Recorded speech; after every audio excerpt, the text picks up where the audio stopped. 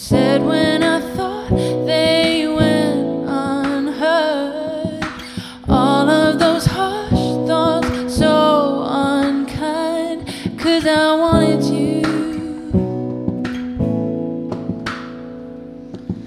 And now I sit here, I'm all alone. So here sits a bloody mess, tears fly home.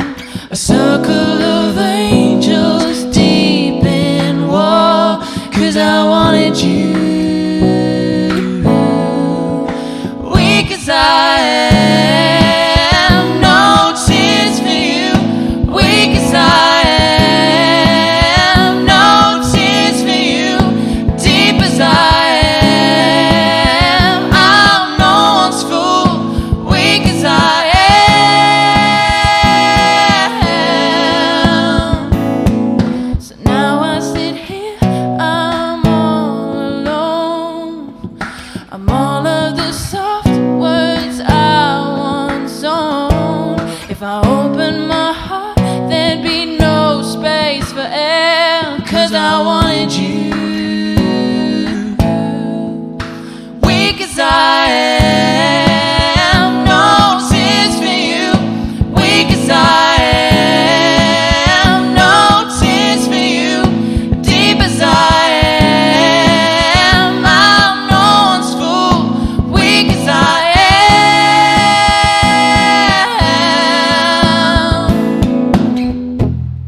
am. In this tainted soul, in this weak young heart, am I too much for you? In this tainted soul, in this weak young heart, am I too much for you? Weak as I am I too much for you? Weak as I am I too much for you? Weak as I am I too much for you? Weak as I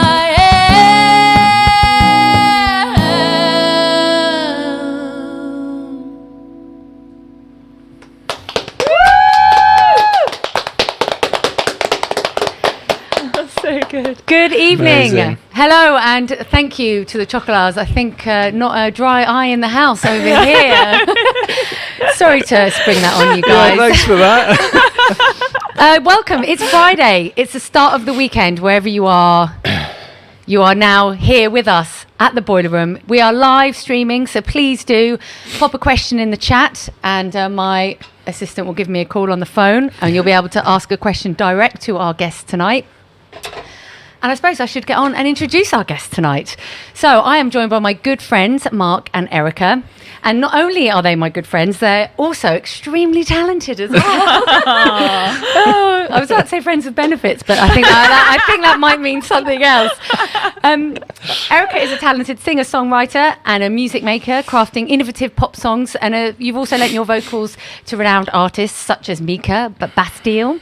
And you're also a singer in Skunk Anansie as well. Yes, yeah. And also on our sofa chair tonight, Mark is co-founder of mental health and addiction recovery charity Music Support, and drummer in Skunk Anansie as well. So welcome to our stage, the Boileroom stage, and welcome to Independent Venue Week. Thank you so much. It's so lovely to have you both here. So nice to Thanks be for out. having us. Yeah. The first thing I was going to say is, do you recognise the rugs? I do. I had to remind you actually, didn't I? I was like, do you You recognise did. these I rugs? did remind. Yeah, I did recognise them, but I thought it can't possibly be the same. Yeah, they're from the acoustic tour. From weren't the they? acoustic Skunk tour. Anansie Yeah, they were acoustic tour. going to go in the skip. So Great. I mean, glad you could repurpose exactly. them. That is what the Boileroom is all about. Repurposing I think that's my things. keyboard marked out there. Is it- Yeah. if you can't see it, basically we have some really lovely rugs, and Erika actually used to have a space here, didn't you? Yeah, I did, yeah. And gave us the rugs because they were going to Spain. We still have them. The Chocolars are actually on another one of There them you as go. well. Brilliant. Great. Yeah, so thank you for joining me this evening. We're going to have Thanks for having us. a little chat. The first question that I wanted to ask you guys is, you're both real advocates for raising mental health awareness within the music industry. And and you're specifically performing as part of Little Drummer Girls charity single last December, and you do a lot of mentoring with young artists as well. I do, yeah. And Mark, as I've already mentioned, you're co-founder of Music Support. The work that you do now, do you wish that there was something, or was there something like that around when you were both starting out in music? What did the landscape look like when you both started? I mean, for me, definitely, I think I always struggle to kind of talk about my emotions. So I think, art and movement and songwriting was always my way of expressing and being able to channel those feelings through. I suppose I didn't have a mentor then kind of guiding me within that direction, kind of telling me to be brave, to talk about, write about things that are real to me. And maybe that is why I do what I do now, is that I try and give a platform and a shoulder for other artists to kind of be brave, really, and kind of push them gently in the right direction. I suppose that could be why. I definitely, excuse me, I definitely agree with that in the sense that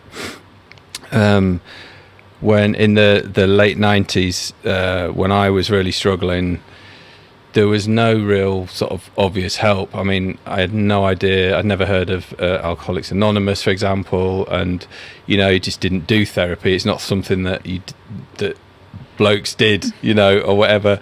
It wasn't commonplace, I think, is what I'm trying to say. And my manager, Lee, just went through... first of all, the band loved me enough to give me an ultimatum and say, look, the way you're behaving isn't okay. You need to sort it out. So then my manager went through this whole thing of like, God, where is the help, actually? How do I help my drummer?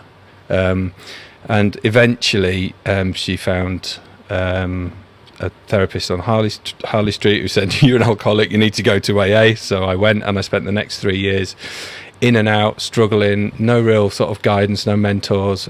And when I did finally get sober in 2003, I just said, I have to do something to make this process easier. And it took many years later, and Amy Winehouse's death, for me to actually go, right, I've got to do something. And Music Support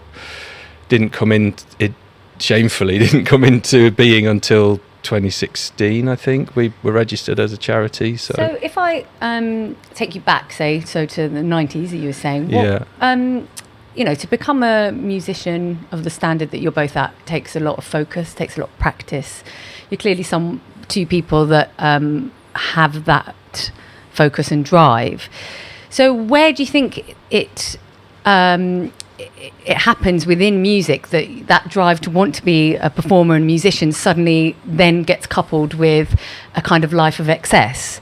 Is it because obviously you're performing every night, or you're doing a job in the studio, and I've seen lots and lots of sort of passionate musicians, and it's sort of, where do you think it's just this idea that you're supposed to live a rock and roll lifestyle? Is that what happened to you? Did you feel like a pressure to start drinking, or did you feel like you had to fit in? Or I always drank, really. I started drinking very young, in Whitby up in North Yorkshire, and it's just like the way I felt when I'd had a few drinks, and I could get served in the pubs at 14, but I think the thing that drove me to be a drummer in a band was the fact that I saw real life around me, and I didn't like what I saw. Like, I saw my, parents really struggle in their business for a while, and although what came out of that was like, you really have to dig in and stick it out and work really hard, and you'll get through it. I didn't want to have to go through that. So my way of dealing with that was, well, I'll run away to the circus. Effectively, I'll try and I want to be in a band because I won't have to deal with any of that stuff. And of course, what happens is I was fortunate enough for that to be my career, but then not being out in being in a band is a very microscopic sort of way to live. You're enabled to sort of remain childlike in a lot of ways, and not have much responsibility. Everything's sorted out for you, but your manager and your tour manager and all this kind of stuff, and it's a very strange existence. But for me, it was I had a lot of stuff going in my personal life. I had no idea how to cope with it, and so I drank to numb the feelings that I couldn't cope with, and that led to dependence. Yeah. So I suppose we can all agree that music and creative arts are like a form of self-expression to communicate like our experiences and our emotions. So why do you think that sometimes then it can be so challenging for artists to practice self-care? Would you say, Erika, what have your experiences I think been, and has actually it changed for you in the sense that you are real now, like advocacy and self-care is something that is really important to you now? Yeah, and which I still struggle with. Yeah. But I think so. I think we all have this innate need, or especially artists, to express ourselves in some way, through music, through performing, through connection. But also on the flip side of it, I think a lot of society kind of dictates to us what we should be doing and what we shouldn't be doing, where actually it kind of goes against what we really want to do, which is actually be quite open and vulnerable. And I think there is an element of self-care as well, in the sense of being truthful and honest about what you're saying, but also not giving too much away that you're also hurting yourself by really letting everything go as well. There's that element, I think, with an artist where you can give a little and be honest and be vulnerable, but also be able to protect yourself as well. Like there's this beautiful saying that Brené Brown says is, be vulnerable with the people you be vulnerable with the people that deserve your vulnerability. Yeah, that's lovely. And I think there's a real element of that. I think with social media, I think with everything that we have everyone wants everything of you. And I think it's really important to hold some of that for yourself, and that's okay as well. We don't have to spill our guts, and we don't have to like let our blood run all over the place for everyone to really get a sense of us. I think there's an element of protection with self-care as well. So what's your journey been like through, I guess, getting to a point where all of the work that you've been doing for advocacy and especially, I suppose, innovation as well, like especially throughout lockdown, you've been doing creative circles to keep people kind of their mental health, I suppose, in good, trying to keep their mental health in good shape. Is that how did you get to that point where from a selfish place? Yeah. Because I needed it too. Really, like I'm a self-confessed connection junkie. Like that's why I do music. When I first started, it was to be able to express myself, to be able to put words to how I was feeling. And Mark will tell you I still try to struggle with that. But now more than ever, mine is about connection with people and humans. So when that was taken away from all of us in April, I was like, oh God, I need something. And I could have done kind of online streams and just played songs, but again, it's very faceless. And I think having a community with 3 other women and three other artists in front of me, and be able to have a deep and meaningful conversation at the same time as well, was really important to me. Yeah. Because it's not just a fickle connection or surface connection. The deeper connection is really important to me. So I create the Creative Courage Circle, which is kind of a mashup of a songwriting circle and something I call a pussy storm, where women get together and we share a safe space to be able to express maybe things that we might not be able to do every day. Yeah.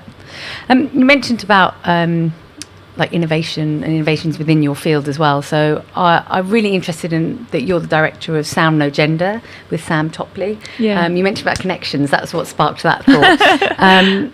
And I know that you're also innovative within the other work that you do as well. But I'm interested to know about that drive to constantly be innovative, and is that kind of born out of necessity for both of you? Are you the kind of person that is like constantly tapping, and well, you're a drummer, of course, you're constantly tapping. Are you thinking of something new to do? Because I guess it'd be easy for you to but be a drummer in a well-known band. Having had those personal experiences, you've gone on to to do lots of things. I know that you do a lot. Your other passion is kind of like riding motorbikes, and you've done a lot of work. So are you constantly like, right? What else? Yeah, I think so, and I think sobriety gave. I think so. Yes, definitely. Yeah. It's great having a husband and wife because Definitely. Eri's very, very good at helping me just sort of be aware of what I'm jumping into next, because I am always looking for the next thing to learn, and actually what I'm trying to do right now is just consolidate all of my experience and in terms of the addiction and mental health struggles that I've had and have, because it's not just addiction and mental health struggles. Then it's like, how am I struggling with the things that affect me now, like overeating, for example, and keeping a check on all of that stuff, and addiction to sugar is a huge thing for me that I constantly struggle with. It may not sound much, but it is, relative to me in my life anyway. But in terms of innovation, I mean, I think it's born out of the I think the good inventions are born out of what you actually need, and certainly in a drumming sense, I did the tuna fish lug locks thing, which we recently just sold, just because there isn't time to do everything. So you have to sort of lose some things if other things are taking off, and I want to consolidate on the the mental health side of things. I did a master's last year focusing in on mental health in the music industry. I want to try and get a documentary going on that stuff, and everything's heading towards that sort of a life looking at that stuff, in and around that stuff, and do you think that's born out of a drive for you to want to help other people, to hope that they will learn from your experiences, or to recognize trigger points within their lives? Is that something that's important to you? I think what my driver is that I don't want anyone to have to search and struggle for the information that that my manager Lee and I did. There's so much information out there now, and I think it's what music support do is it's just a bit of signposting, but making people aware that Help Musicians UK have a mental health hotline, and Music Support have a mental health hotline specifically to music in terms of Help Musicians UK, but specifically to the entire industry for music support. So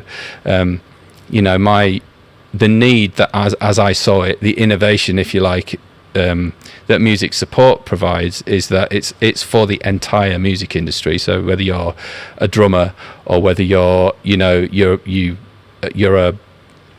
manager of a band, or a person in a record label, or a publisher, or an agent, venue owner, or a venue owner, music support is there for you to call and say, I'm having this struggle, can you signpost me to some help? And Erika, I wanted to bring in that you also work with, as I mentioned before, mentoring, working and teaching as well. How would you, I suppose, surmise the landscape for young people who are now entering into music? We've mentioned there is a lot more support out there. Do you think the fact that we are saturated with socials, and that's how we kind of push ourselves, and that's how we're taught to promote ourselves as artists, what's it looking like at the moment from your experience with teaching, I guess? Well, firstly, it's amazing because you see such incredible musicians and artists kind of emerging, and so I love that. But it's really hard.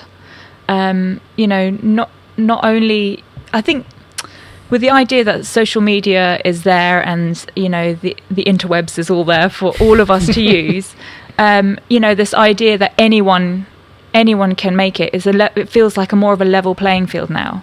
But the truth is it's not. And I think it's kind of positioned and in that way that if you can put some music out on Spotify and here and iTunes and all of that, and it's really easy. Anyone can do it now.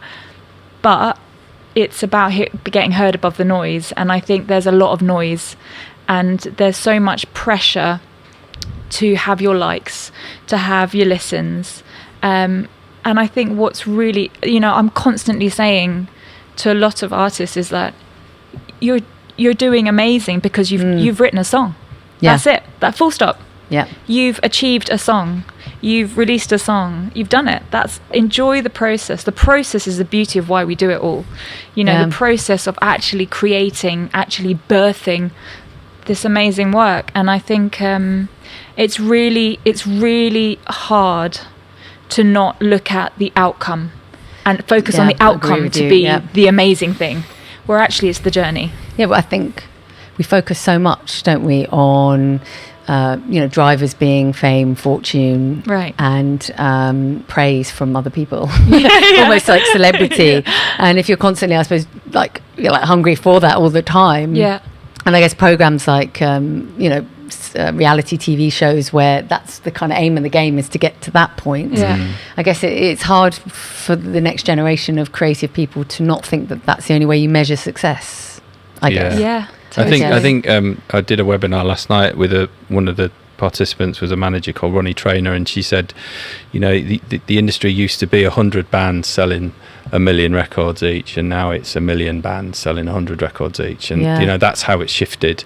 And so it stands to reason that the motivation behind your band, behind your music, behind what the creative process needs to be, it can't be money, it can't be the fame, it can't be if you're serious about it, it can't be those things anymore. It has to be the music. And if that's good enough, if that's great, then hopefully other things will come. But even that's not a given, and then there's this other route that you mentioned about people just wanting to go for the X Factor style famous thing, and in that case they miss all of that wonderful growth, creative growth and growth as a person, and the struggle and all of that stuff, and they get thrown in at the top. I mean, this is another conversation, and into stardom, and there's no wonder a lot of them struggle. There's also this, I find with some artists as well, is that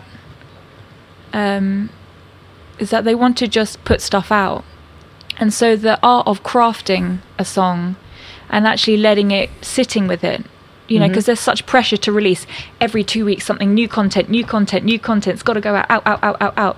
So these artists are having to churn music out constantly without actually pausing and going, okay, I'm going to sit with this song and I'm going to sit with it and see how it feels, and then grow it. Oh, actually, I'm going to rework this, reharmonize that, redo this. And I think the crafting of songs is getting harder, because there's a need for more content. So I suppose artists are focusing more on, have I done 5 Instagram posts today, as opposed to locking themselves away and actually just having the time to do the thing that they're probably good at, which is making music. Definitely. I wanted to pick up, you mentioned about going to gigs, and obviously we are in our independent venue week. We did ask about bringing in a record and maybe a story that accompanies a record about a gig at a venue, and I thought maybe you'd like to tell me a little bit about the record you've brought in and why you've chosen it, and we can play a little bit of it if you like. So we put one on there already, actually. Great. That's Mark's choice, I suppose, but I'm not sure. It's a song called Looking Too Closely by Fink. Shut up, you. She was positive I wasn't going to remember that. I have no idea what side it's on, because there's no markings whatsoever on any side of this double album, so it could be any of them. And what's the story behind it? Let's have a look at the sleeve. I heard it and I just burst into tears. I mean, you saw me burst into tears at the beginning, so I am massively moved by music, and what a beautiful version that was, by the way. Thank you so much. And just it taps into everything that I love about this industry, that it's there to help us feel something, for God's sake, and while they were playing, I had all the gigs going through my mind, and I've heard that song thousands of times, and yet it still moved me to tears, and that's what's special about music. That's what I love about music, and this song, if it's the right one, did the same when I first heard it.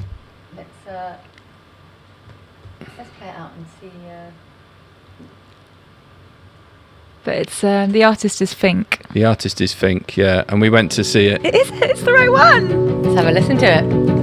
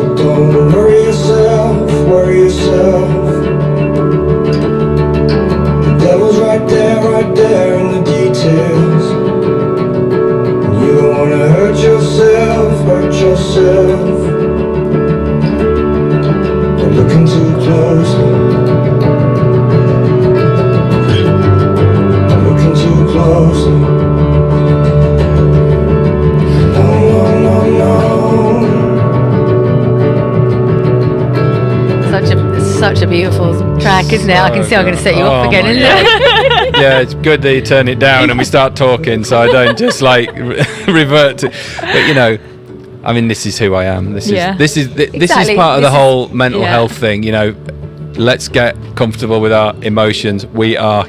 This is the emotive. Authentic you. We're supposed to be. You know. Yeah. But the track obviously had me in bits when I heard it, and Eri bought me a ticket. She was going with a friend and she bought me a ticket and said, come on, we're going out. And I went to see, it was the Roundhouse we saw them, wasn't it? Yeah. Such a great venue. Yeah. Beautiful gig, amazing, just brilliant. That was actually the last gig that I saw, I believe, I think. Was it? So live actually, gig. Yeah. So it's still very close. Yeah. And he has 2 drummers as well, so Brilliant. I'm in heaven. We were actually dribbling over the drummers for the whole just a lot of the amazing, gig. It was great, wasn't it? So good. And he's just and he's a brilliant songwriter. Yeah. You know. Yeah. This is an independent DIY artist for the most part, I think. Yeah, I think so. He's from Brighton. Yeah. Yeah. So. Yeah, it's a lovely track. Well, they're from really Brighton, nice. Yeah. So, do you have something that you'd like to play as well? I do. So I've gone with my life of independent venues is basically all my friends. Like most of my friends are musicians. I've grown up just going from, you know, Monday night, oh, where are you playing? Oh, this venue. Where are you playing this? Oh, this venue. You just like end up venue hopping, don't you? And okay, we're going to test your skills, Dom. Oh no! Oh no! It's the third song. I'm just checking to see if my husband's watching me pass this record. I haven't. I haven't. There's only 3 tracks on here, so So I've got one in 3 chance. one. Yeah, it's there you go. Oh. And so this Tell is us the story while I cue it up. Yeah, so this is an artist called Amy Stutt. She had a huge album out in the early 2000s, I think it was, signed to 19 Management, and it, you know, it all blew up. But her songwriting is phenomenal. She's an incredible artist, and I've seen her at the Half Moon, the Ginglick. I don't think is the Ginglick still about. I don't. Is That's it the one? toilet in Yeah, the old Shepherd's toilet Bush, on isn't Shepherd's it? Bush. Yeah. Yeah. And various other places as well. But she's a really good friend of mine, and this is her 3rd album. And I think she crowdfunded this one, and actually this came out for just at the beginning of lockdown. So yeah.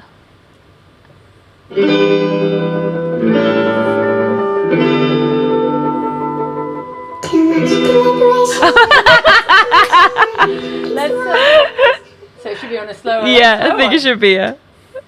Let's try that again. I can hear you laugh. There we go.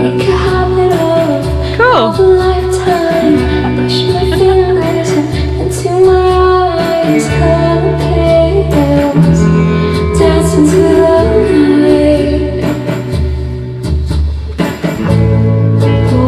This time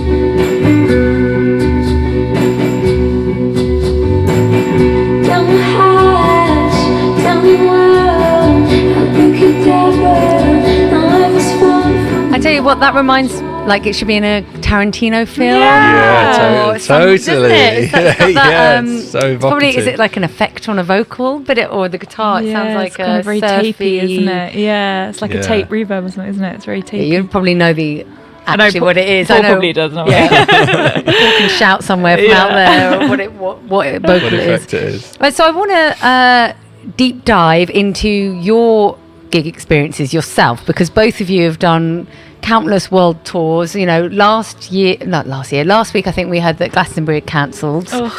And I know you've played the main stage at Glastonbury in '99, I think it was. Yeah, we were the last band of last century to headline. So That's so Pyramid cool. Stage. Yeah, that's amazing. Yeah, I know, and everybody was sort of seemed to be against it at the time, and we just went, "Fuck you, we're gonna," and we went on and we had it, and yeah, it was amazing. It was amazing. Yeah. So what are those experiences? What's that like beforehand and getting on the stage? Because I guess for you guys, it's kind of we've been living that life for so long, but some people who might be watching have never.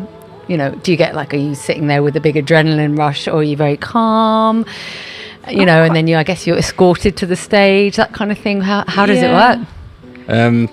Do you want? All right, so You go well, it's first. very, very different for us, I think, Yeah. isn't it? Because, well, when I'm touring with Skunk Anansie, we've got the girls' dressing room, so Girls.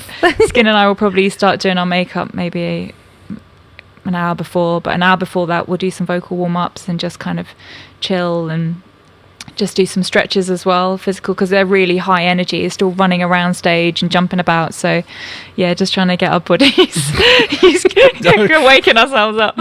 And then yeah, so yours is probably a bit different to that, because then we do get a call to go and do your boogie. Yeah, we do have a little ritual before we go on stage, which is secret, so I can't talk about it. But but yeah, I just start sort of warming up my hands and wrists and arms and stuff about an hour before.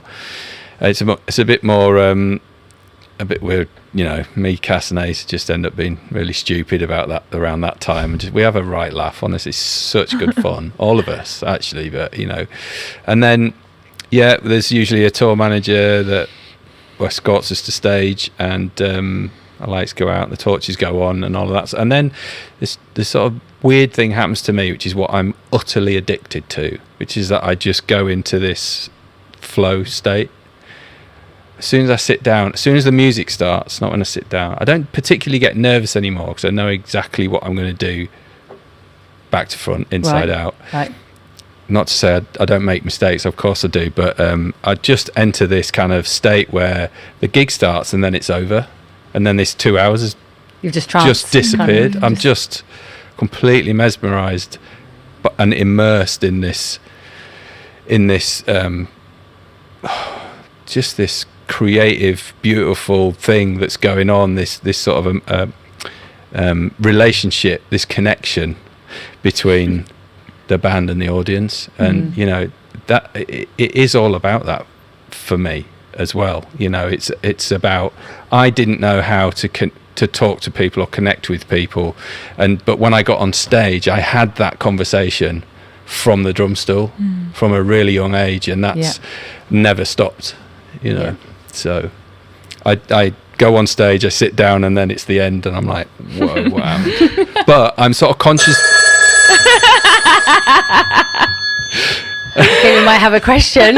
God, luckily no one has a pacemaker. So loud. Shit myself. Hello, good evening, the Boileroom. Yes, I can certainly ask. Not a problem. If I could just take your name.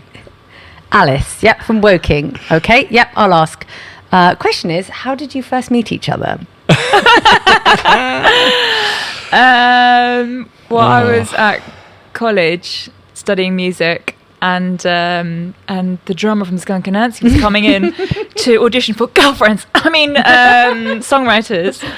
And no, I'm joking. He was with someone and I was with someone anyway. But yeah, we ended up. We were supposed to do a writing session, but it was one of the things that we never came to fruition. Did it really? No. What happened was Skunk split up in 2001.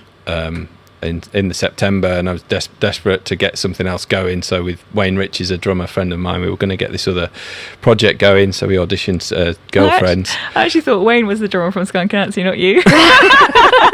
They they're just telling each other did that actually now. go on to play with Skin, didn't he? So,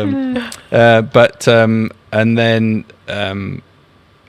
Feeder called, and I ended up doing that for 8 years. So it never actually came to fruition. But that's when we first met, and we kept in touch. Eri would. I actually saw you at Glastonbury with Feeder, and I think we text, and then I Yeah, always you used do to send gigs me gig texts and stuff like that, and I always thought she was sending me, like, it was just me that she was sending the text to. It's like thousands, well, It was like the whole mailing phone, list. Yeah, phone book. That's what we used to do, though. We didn't have social media, so we just text everyone. Yeah. So- And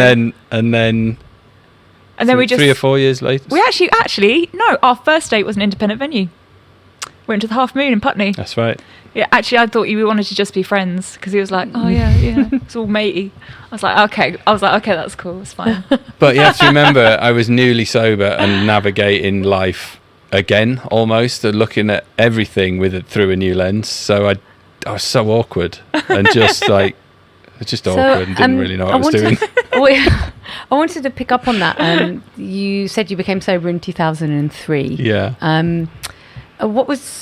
Is there a particular moment for you that was a catalyst? Obviously, you've mentioned that you started drumming for Feeder, and I think it's been said in interviews that the drummer died, and that was something that was a kind of a poignant moment in your life that helped you make a decision. Was it that, or were there other factors as well? It wasn't that. The journey started when I woke up with vomit down my front, fortunately sat up after a 3-day bender, most of which I can't remember, where people were coming in and out of my house, the doors were wide open, and that was the start of it. Right. That was the start of the band saying, you've got to sort this out.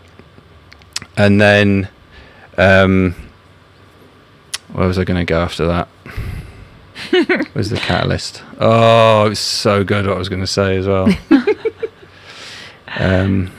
But it was from... Oh, sorry. And then, I remember. Basically, all the drummers I took over from, so the first band I was in was Little Angels, who the original drummer was Michael Lee. He left to join the Cult and died of alcohol-related fit.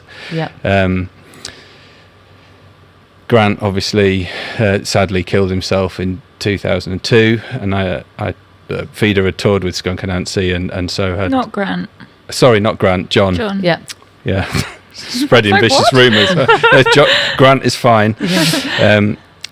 John sadly killed himself in 2002, so I took over from him, and Robbie France died age 52 of long-term alcohol-related stuff. So, And he was the drummer from Skunk. and he at was the beginning, wasn't original he? drummer from Skunk Anansie, who did the first record. Mm-hmm. So really, and then there's so many other. Stuart from Stereophonics, went out on a bender, choked on his own vomit, and all this sort of stuff. So, as much as I have my own reasons for getting and staying sober on a daily basis, I think I don't feel an obligation. I feel a duty to those other people that aren't here anymore, that I took over from, to kind of show that you don't have to live that life. You can live another life, a life of actually more has happened in my life since I've been sober than would have ever happened if I'd continued the way I was going. So if I'd survived, that is. So, I was lucky to survive that 30th birthday party anyway. So I'm grateful for every day. Yeah. That I get. No, that's really. Thank you for sharing, because I think it's it's really brave. I think it's really brave to be telling your truth and your story. Thank you. So thank you. And I wanted to talk a little bit about the charity, because you both have worked for the charity as well, haven't you?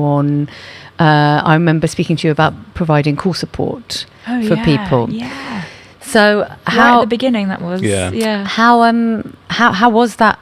How was that for you? Because it's a telephone number that we mentioned before that people can call, and then then you would answer the phone and signpost, I guess, and Yeah. I guess that you would hear a lot of stories of people who may have been in similar sorts of situations or just struggling generally with working in music, I guess. Yeah, totally. Well, I was never on that call actually, because my number was down, but I never actually got the call. But Mark got quite a few calls for that. Yeah, and they were always powerful to kind of like, I'd probably be nearby or something and not hear what they were about, but just know that what he was saying was amazing.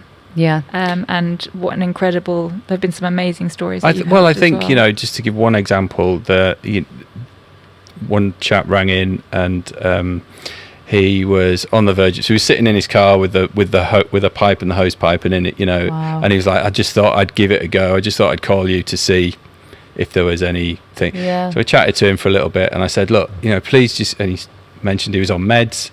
So that like rings sort of alarm bells, because when were they last checked that their medications were right and in the right amounts and all that kind of stuff? So the first thing you do is you say, can before you do it anymore, I'm not here to stop you. You can do whatever you want, but I would suggest you go to your GP and just check your meds just to see if they're in balance, And so, fortunately, he did that. They were all wrong and messed up, and he had them adjusted, and we actually saw each other at a festival a couple of years later, and you can imagine we were both in tears, like, Yeah, I can imagine. so amazing to see him, and he came and found me and just sort of jumped on me and gave me this massive hug and said thank you. That was really nice to see, actually. Yeah. So, but the thing that we drive home is that you're never alone. Mm-hmm. You are not alone. I know you might think you're alone in it when you're really in it, but you're not. There's always somebody that will, listen or hold out the hand of friendship and just empathize and be with and listen to. That's my kind of. And hopefully anyone that is watching can actually go onto the music support website and kind of get signposted and find out. Yeah, musicsupport.org. All the information is on there. There's loads of links. There's webinars. There's all sorts of stuff going on there. And there's also Help Musicians UK that are really good, specifically with musicians. Thankfully, I've turned the phone down. Good evening, Boileroom. How can I help you? Yes. Yep, I can certainly ask for you. Hang on just a second. Yep. Yeah, no, it's been great. It's been great. We're having a great chat. Mm-hmm. Yep. Yep. Okay. Yep. All right. Yeah, I'll definitely ask. All right. Thank you. Bye. So this one's for you from Miles in Guildford, asking, do you have any top tips for aspiring vocalists? Top tips for aspiring vocalists. Hi, Miles. Thanks for the question. I think love your voice. Learn to love your voice. I think a lot of the time we can wish we want to sound like someone else, but it's not until you really love your voice that you can start to experiment and push it even more. I think don't settle as well. I think try and experiment with different ways of singing, styles, ranges as well. Even if there's a part of your voice you don't like, I think it's really important to keep trying to perform or try and practice within that range as well, so that you can learn new things about your voice. Really, it should be playful. I think the voice is such a fun instrument to play, because it's the limitations are only within yourself, and actually when you break through those limitations you can actually break through more about and learn about yourself as well. So I think that's really good advice. And any advice for any aspiring drummers out there? Don't get too caught up on the technical stuff. There's a lot of players out there that think that that's going to get them a gig, and actually all the drummers I know that have got gigs are just, they groove really well, and they can do some stuff. It's great to have the mix, to be honest. But just spending 8 hours a day in your bedroom getting amazing at all the paradiddles and all the technical stuff doesn't mean you're going to get a gig. What will help you get a gig is if you're a team player, 50% team player and 50% capable of doing the job. If you're a nice person, you can be you're a person that it's pleasure to be around, and you can do your job confidently and competently, then that's going to stand you in much greater stead. Yeah, I think that's great. Sounds like great advice. Play for the song. Play for the song, absolutely. So obviously, we haven't really been to any gigs really for a year, have we? It's been tough. I think you were due to be on tour last year, and End of last year, then this year, and the same. Yeah. I know you often do jaunts around Europe playing shows. That's right. Well, I did manage to squeeze a show in August. That's really well done. So what's the future looking like for both of you with regards to either any more plans kind of being put in place? Because I know throughout lockdown you set up a secret cinema. Well, not a secret cinema, but an outdoor cinema. Yeah. In Ripley. I mean, and I actually came to one of the films, which was amazing, and I loved it. So yeah, what else? Because we've already identified both of you have a drive for being creative and innovating. So where do you think where are you going now? Anything on the horizon you're working on? Oh yeah. So well, a few things. Of course, I wouldn't expect anything less. I think I want to kind of keep furthering kind of working with Sam. I know Sam Topley. She's come with some amazing crafty tech, which is really inclusive and sensory as well. And I'd love to kind of further kind of create kind of finding new ideas and playing new instruments basically on tour. I think the cinema is probably going to come back this summer as well. But I think I'm going to make it a bit different this time. I think there's a need to be outside and enjoying film and music outside, but I'd love to incorporate more live music and also food. Oh yes, that sounds great. And actually, I remember you did a silent gig in the woods. I did. Didn't you? Tell us a little bit about that, how that worked. Yeah, so the same place as the cinema, there's a field, but there's also a woodland next to it, and we put straw bales out, and because at that time, still aerosol is spreads more germs, so to stop people from kind of shouting at each other over the gig, I decided to do a gig as a silent gig, so using headphones like a silent disco. Yeah. Got my drummer, poor Hayley. She had to play all her drum parts on electric drums, and she's like a full-on rock drummer. So she had a nervous breakdown, bless her. I asked her to do another gig. She's like, "It's not on electric kit, is it?" I'm like, "No." So so we just had everyone was socially distanced and masked up, and we're outside anyway. The band we'd all bubbled up as well at that point, and it was magical. We had this parachute rigged up behind me, and my friend Jules, who does all my visuals, he projected and VJ'd some incredible kind of videos, and it was so magical, really magical. And to be able to, not as you said, we haven't been to any gigs, and I think at that point we'd been locked down for about 5 months. So I mean, when you talk about innovation, that was amazing innovation within the rules that we were allowed at the time. I mean, it was just I thought that was brilliant. I really did. And one of my friends that went, they went, "How's Erika? That gig, that silent gig in the woods, it was amazing."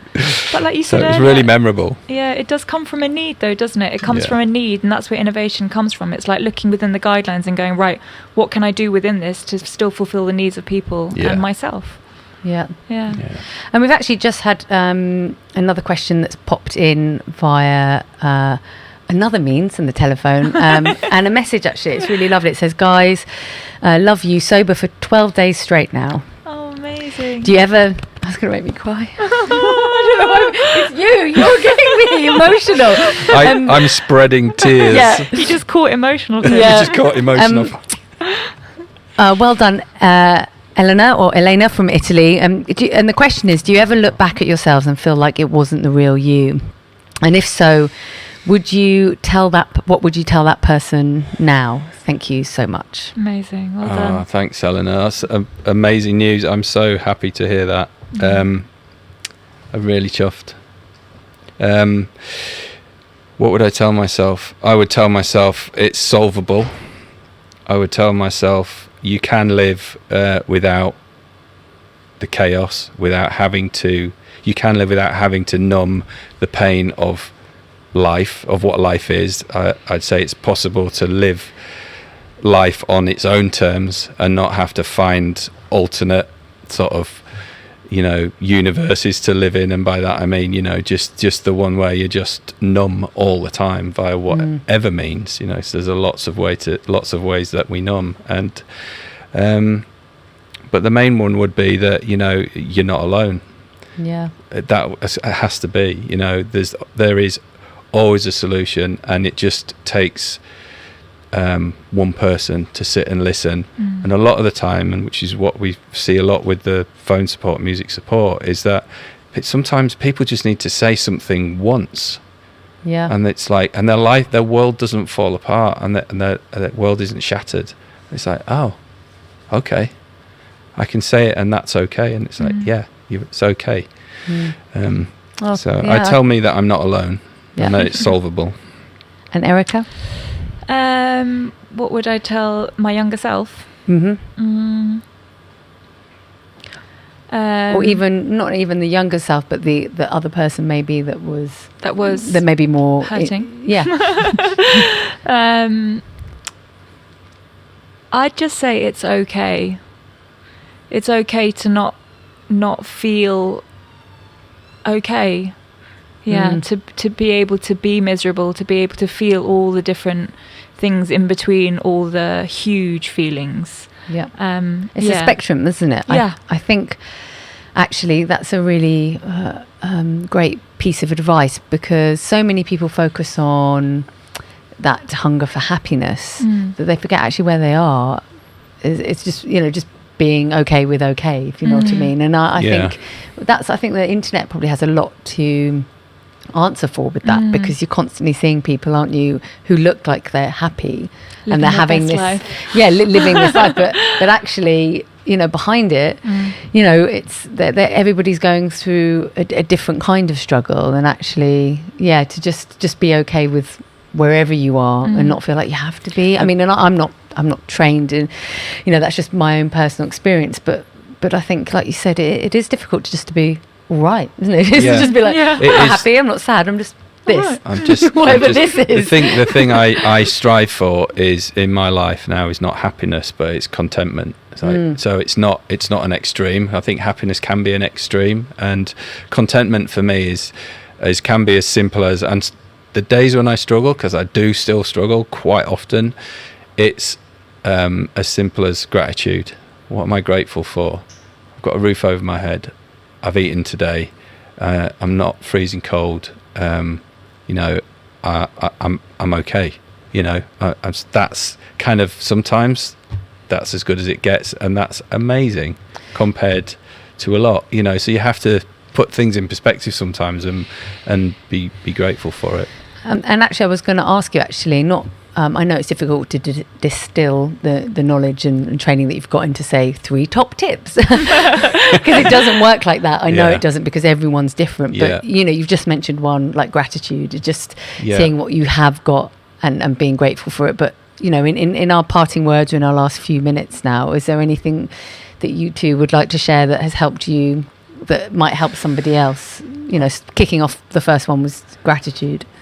I would say, for me, it takes, for any guys out there that are wondering about maybe being sober and like, oh, feelings are for wimps and man up and all that sort of stuff, is that it takes an incredible amount of courage to be vulnerable, you know, and just to remember that, you know, because it's very, very hard to be courageous. It's very difficult. It goes against to be vulnerable. It goes against the social norms that I grew up with as a young man, and I hear on a daily basis. So I would say, you know, it's, if you need help, reach out for it. You know, nobody's going to shame you, and if the people that matter don't mind, and those that mind don't matter.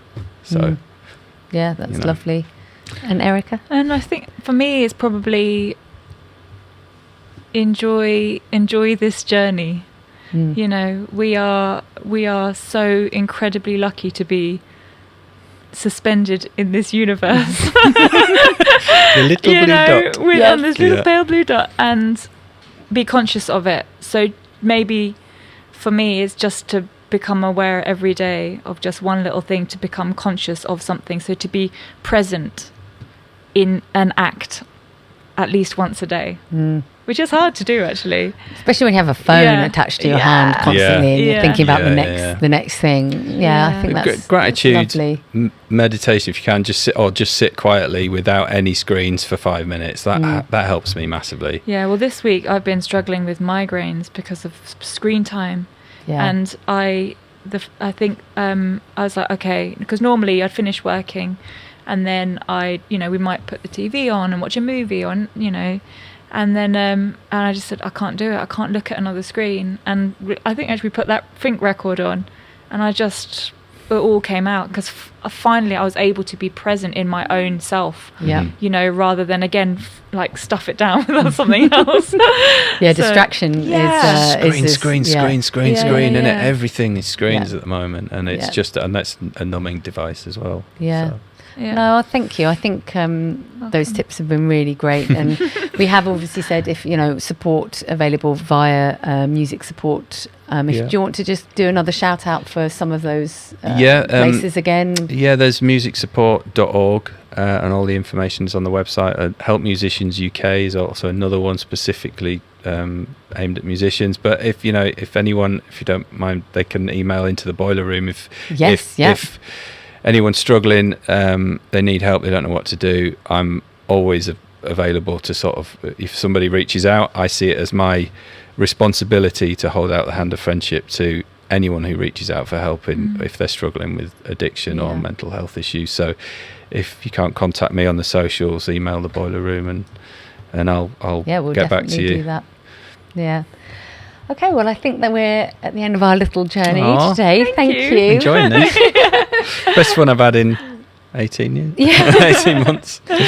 So nice. So thank you, and thank you at home or wherever you might be for the questions that you sent in to us today. Tomorrow we will have Ben Pollard on the chair, and I'll be on the other chair. We're going to play the film that he directed, The Venues That Changed Everything, and we'll be having a chat. And then Sunday, Joe from Idols will be talking in conversation with Space, who produced the Me EP, Brutalism and Joy as well. You can get your tickets via C-Tickets or pop on to theboileroom.net. I want to say a big thank you to Mark and Erika for being so open, honest and transparent with me this evening.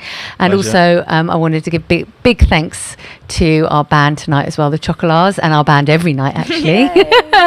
And I'm going to leave it with you guys. So thank you very much, and I'll see you same time tomorrow night. Thank you. Thanks very much. This is an original song called Save Me. 1, 2, 3.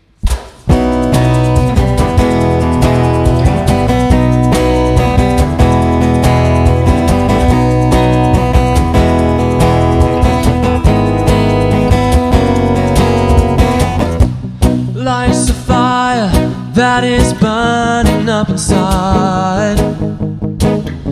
I try to quench this vivid desire, and suddenly my sanity is on the wire, and my fever's set alight. The sunlight dips behind the trees, and I'm longing for release. Save me from myself. Don't let me fall down. Save me from myself. I can't have it all.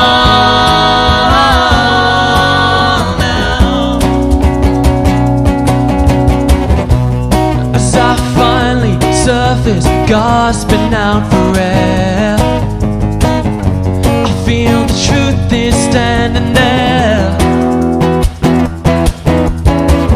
1 second craving, all the next is in despair.